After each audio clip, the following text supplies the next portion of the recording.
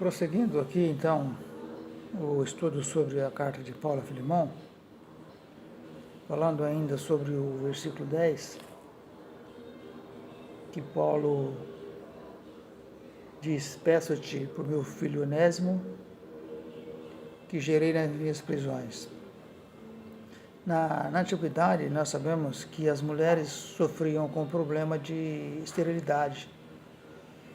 Se para elas era não somente vergonhoso, mas uma maldição não gerar filhos, nos dias de hoje parece que isso tornou-se uma coisa comum no que diz respeito à geração de filhos espirituais.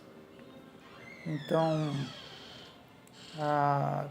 quando eu falei no vídeo passado sobre a esterilidade que vive a igreja nos dias de hoje, no modo geral, na geração de novos filhos, de novos convertidos, isso, no entanto, no passado era vergonhoso para as mulheres que não podiam gerar filhos, era tida como malditas, amaldiçoadas, e nós vemos na Bíblia várias delas que tiveram esse tipo de problema e que depois, por orações feitas, ora pelos maridos, ora por elas mesmas, como no caso de Ana, que quando estéril orou a Deus para que lhe desse um filho e Deus lhe deu.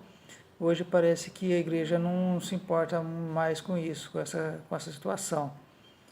A igreja está vivendo um momento em que quanto menos gerar, parece melhor. Há muita gente sofrendo de esterilidade espiritual dentro de nossas igrejas. Obreiros estão sofrendo de esterilidade espiritual, igrejas, ministérios estão sofrendo de esterilidade espiritual, e isso parece que não os incomoda de forma alguma.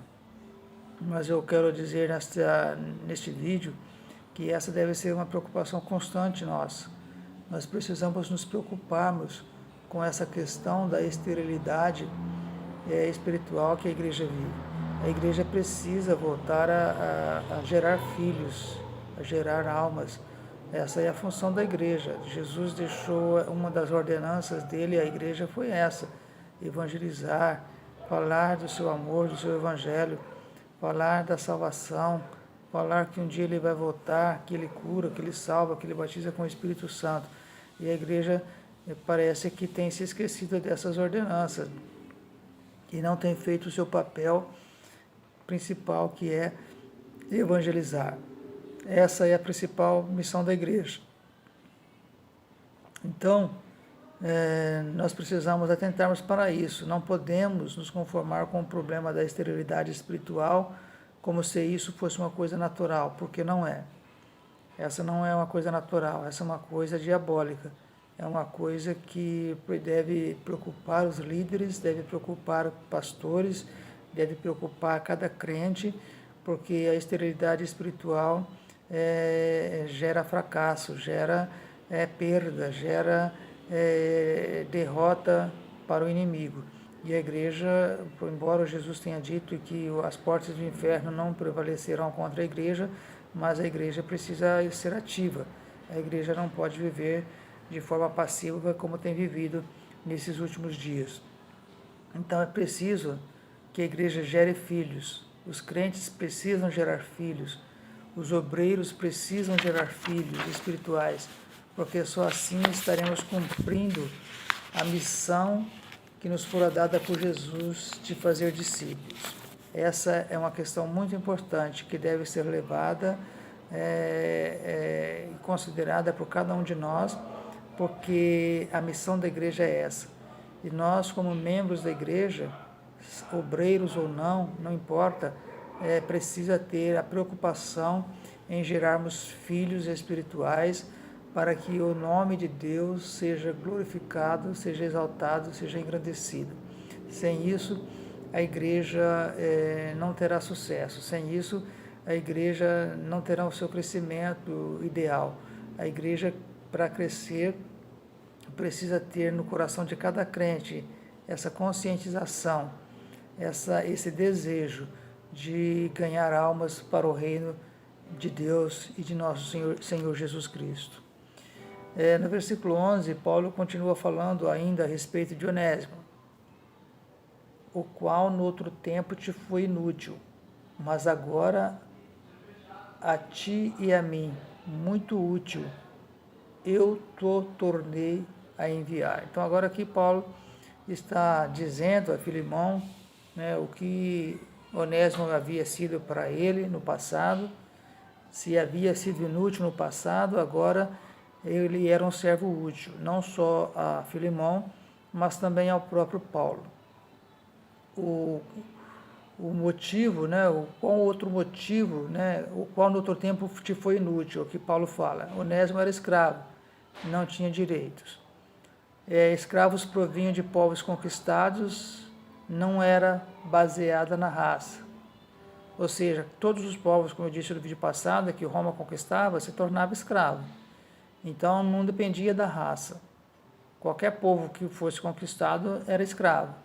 Eles também provinham de dívida, de atos de pirataria, mau comportamento cívico e nascido de escravo, como eu também falei no vídeo passado. O dono possuía o direito sobre a vida e a morte do escravo. Lá no Antigo Testamento, também, a lei falava sobre isso, os direitos do escravo, do próprio dono do escravo, né, qual era o direito que ele tinha.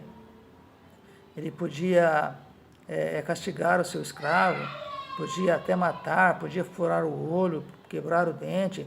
É claro que cada ato desse que o Senhor praticava contra o seu escravo, dava ao escravo um direito, entre aspas, né, de alguma benevolência, como se quebrasse o dente, ele podia ser despedido sem ter que pagar nada, por causa do dente que foi quebrado. A mesma coisa se tivesse o olho furado. Mas como era tido como uma coisa, um objeto, então vocês imaginem como era a situação do escravo naquele tempo. E tornava-se escravo pelos mais variados motivos também de que eu falei na aula passada. O escravo trabalhava todos os dias, exceto durante as festividades de Saturnais e Compitais. O que é isso? Saturnais era uma festividade ao deus Saturno em comemoração ao fim do ano agrário e religioso que acontecia no dia 17 de dezembro e depois estendeu-se até o dia 25. Então, durante essa festa de comemorativa das colheitas, os escravos eles tinham direito ao descanso, não trabalhavam. Compitais era uma festividade em honra aos deuses lares, deuses das encruzilhadas, das ruas, dos caminhos, e essa festa acontecia em janeiro. Então veja, né, que todos os dias o escravo tinha que trabalhar, exceto esses dias de festa, né, comemorativos de festas, né, que nós falamos, e escravo bom era o que trabalhava muito sem reclamar, sem exigir nada. Então, sempre foi assim, né? O empregado bom é aquele que trabalha sem reclamar. O funcionário bom é aquele que trabalha, que faz tudo sem reclamar. O servo bom é aquele que faz tudo sem reclamar, que diz amém para tudo. Infelizmente, até nas igrejas, tem-se essa concepção de que crente bom é aquele que diz amém para tudo, né? Tudo que o que se manda ele fazer, ou tudo o que se diz no púlpito, ele diz amém. E não é essa a concepção de crente bom. Crente bom é aquele que obedece à palavra de Deus. Crente bom, né, se é que se pode se dizer de crente bom, né, mas servo bom, né, no caso, né, servo de Cristo bom, é aquele que guarda os seus mandamentos, não é aquele que diz amém para pastor, para tudo que o pastor diz, não é aquele que diz amém para tudo aquilo que o dirigente diz. Não estou aqui incentivando ninguém a desobedecer o pastor, mas estou colocando isso porque há algumas igrejas em que, se o crente contesta algumas atitudes de quem da liderança, esse crente é escorraçado, esse crente é lançado fora, esse crente é mal visto, esse crente não é companheiro, e não é assim. Nós precisamos entender que nem sempre o líder tem razão, e o líder precisa entender isso, que nem sempre ele tem razão. E se alguém contesta as suas ações, suas palavras, ou suas atitudes, ele precisa aceitar essas contestações, precisa rever essas contestações, precisa fazer uma autocrítica daquilo que ele está realizando, daquilo que ele está dizendo, para não julgar a pessoa que não concorda com as suas posições. Né? Todos nós temos posições, nem sempre as posições nossas são convergentes, muitas vezes são divergentes, mas isso não pode ser motivo para nos tornarmos inimigos. E, infelizmente, em muitas igrejas, quando você diverge da liderança da igreja, você se torna um inimigo. E essa não deve ser, esse não deve ser o papel do dirigente. Então, se naquele tempo, né, o servo bom era o servo que trabalhava sem reclamar, sem exigir nada, infelizmente ainda nos dias de hoje acontece isso. Há muitos líderes que só quer, né, que as pessoas façam, mas na hora de fazer pelo povo, ele não quer fazer nada, infelizmente. E, aliás, esse é o nosso Brasil, né? O governo só quer que o povo faça, mas na hora de fazer algo pelo povo, aí não pode fazer, não dá para fazer. Na hora de reverter benefícios em favor do povo, nada para o povo, somente para eles. E, infelizmente, nas igrejas também, em muitas igrejas acontece isso. Não se reverte em favor dos crentes, não se reverte em favor da igreja, benefícios que poderiam ser revertidos e que não são, porque a liderança só pensa nela mesma. É claro que a gente não pode generalizar, mas algumas igrejas, infelizmente, têm vivido esse padrão. O padrão de venha a nós, ao teu reino nada, infelizmente. Então, no caso lá de Onésimo, né, do escravo, o escravo estava sujeito a castigos. O mais comum era a privação, mas podiam também sofrer açoites, mutilações e até morte. Por quê? Porque era uma propriedade, ele era propriedade do seu senhor, e dependendo do crime ou da falta que ele cometia, ele estava sujeito a punições, inclusive a morte. No caso de Onésimo, que fugiu e que, segundo a história, havia furtado bens do seu senhor, provavelmente a pena aí seria uma pena de morte, o castigo que ele deveria sofrer seria a morte. E aí surgiram as revoltas, né, nesse tempo. Era comum os movimentos de revolta e fuga, né, dos escravos. Sempre tinha, né, esses movimentos em razão da forma como eles eram tratados. Não eram tratados como seres humanos, eram tratados como objeto, como animais. Muitos deles, a gente sabe que até aqui mesmo no Brasil, na época do descobrimento do Brasil, logo depois, vieram muitos escravos da África para cá, e o tratamento que se deu a essas pessoas era um absurdo, era um tratamento vergonhoso. Ainda hoje, em alguns rincões do Brasil, existem pessoas trabalhando em situação análoga à de escravo. E a condição que essas pessoas vivem é degradante, é terrível. E é triste saber que ainda existe, em pleno século XXI, pessoas vivendo sobre esse regime de escravatura. Então, era comum essas revoltas de escravos pela forma como eles eram tratados de forma muito dura, sem direito a nada. Até né, a história diz que os nossos escravos aqui, eles faziam as suas danças, né, a capoeira, por exemplo, faziam dela um tipo de uma dança para disfarçar que estavam se preparando para ataques, né, que na verdade a capoeira não é uma dança, a capoeira é uma arte de luta. E eles faziam esses treinamentos cantando, disfarçando de seus senhores, dando a impressão de que estavam felizes, de que estavam alegres, mas na verdade eles estavam se preparando para momentos de ataque, momentos de fuga, quando fosse necessário e ele resolvesse fugir, então eles tinham como se defender e até como atacar aqueles que viessem ao seu encalço.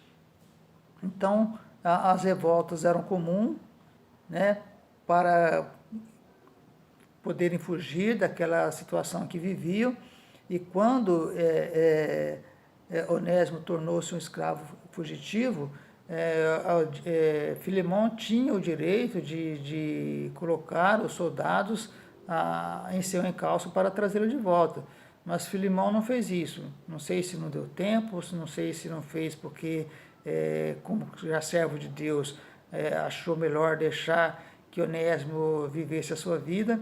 No entanto, é bom nós sabermos que ele fugiu e Filemão não colocou a polícia ou os guardas em seu encalço, então ele foi para Roma. Como eu disse no vídeo passado, Roma era uma cidade muito grande e onde era fácil se esconder, e lá ele então encontra com Paulo, se converte, e aí ele então passa a ter e a viver uma nova vida, uma vida com Cristo, uma vida de liberdade em Cristo, uma vida de obediência a Cristo.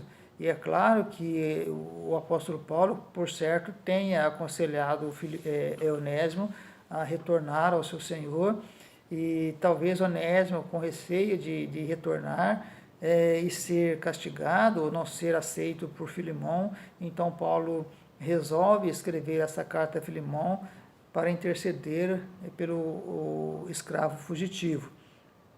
E é muito importante essa condição de Onésimo, a condição do escravo fugitivo, do escravo que fugiu de seu senhor. Aqui nós podíamos discursar um pouco sobre essa situação e até fazer uma analogia entre essa condição de Onésimo como escravo fugitivo e a condição do homem sem Deus que vive fugindo. Aliás, desde que Adão pecou lá no Jardim do Éden, ele se tornou um fugitivo. Então, e aí a humanidade daí para frente tornou-se fugitiva de seu Senhor, que é Deus. E isso tem essa fuga tem perdurado pelos séculos, pelos milênios. Até hoje, os homens sem Deus vivem fugindo. Até hoje, os homens que não conhecem a Deus vivem numa condição de escravo, como Onésimo, que vivem fugindo de seu Senhor. E esse Onésimo é um exemplo para nós. Assim como Filemão tornou-se um exemplo para a igreja, e Paulo dá esse testemunho, também Onésimo é um exemplo para nós, do escravo fugitivo, mas que encontrou-se com Jesus, e ao se encontrar com Jesus, ele teve a oportunidade de retornar para o seu Senhor. Então isso aqui é muito interessante, essa analogia que nós podemos usar e fazer a respeito do escravo fugitivo Onésimo e a humanidade sem Deus. A humanidade sem Deus vive fugindo de Deus, e para encontrar o seu Senhor, que é Deus, ela precisa de ter um encontro com Jesus, assim como Onésimo também teve esse encontro com Jesus. E ao encontrar-se com Jesus, ele se encontrou com o seu Senhor novamente. E essa analogia que nós fazemos do escravo Onésimo com a humanidade, hoje perdida sem Deus, é muito interessante, porque quando nós encontramos Cristo, quando alguém encontra a Jesus, ele tem novamente a oportunidade de encontrar-se com o seu Senhor. E aí deixa de ser um escravo fugitivo para ser agora, viver não mais como escravo, mas viver como filho de Deus. Então, quando Onésimo resolveu furtar Filemão e fugir, tornou-se um servo inútil. E assim é o homem. Quando o homem desobedeceu a Deus, tornou-se um servo inútil. Aliás, Jesus diz lá nos evangelhos que quando nós fazemos tudo o que nos é mandado, ainda somos servos inúteis. Então, veja como é a condição do homem sem Deus. É de uma inutilidade imensurável. O homem sem Deus é de uma inutilidade sem precedentes. E pode ser que no passado Onésimo tinha sido muito útil a Filemão, mas quando resolve se revoltar e fugir e até furtar os bens de seu senhor, ele se torna um servo inútil. Aí veja, rebelou-se contra o seu senhor e tornou-se um servo inútil. Assim foi a humanidade. Quando Adão e Eva rebelam-se contra Deus, descumprindo as ordens de Deus, dando ouvidos à voz do diabo, ao invés de ouvir a voz de Deus, a humanidade torna-se servos inúteis, servos sem nenhuma utilidade mais para Deus. Muito embora Deus ainda as tenha buscado, Deus ainda tenha ido atrás dela, tenha ido até o jardim procurá-los, mesmo depois deles terem pecado, mas Deus foi até o jardim para ter com eles uma conversa ainda, Mas aí, a partir desse momento, eles já se tornaram servos inúteis. Mas Deus os buscou através de Jesus, assim como a todos nós. Então, a questão do escravo inútil, né, que foi útil, depois inútil, depois se tornou útil, ela é muito interessante e é muito bem relacionada a nós, homens que vivemos neste mundo e que precisamos de Deus. Eu vou parar aqui essa parte da aula hoje e depois eu volto a falar sobre o escravo Onésimo, o fugitivo. Que Deus abençoe a todos, em nome de Jesus.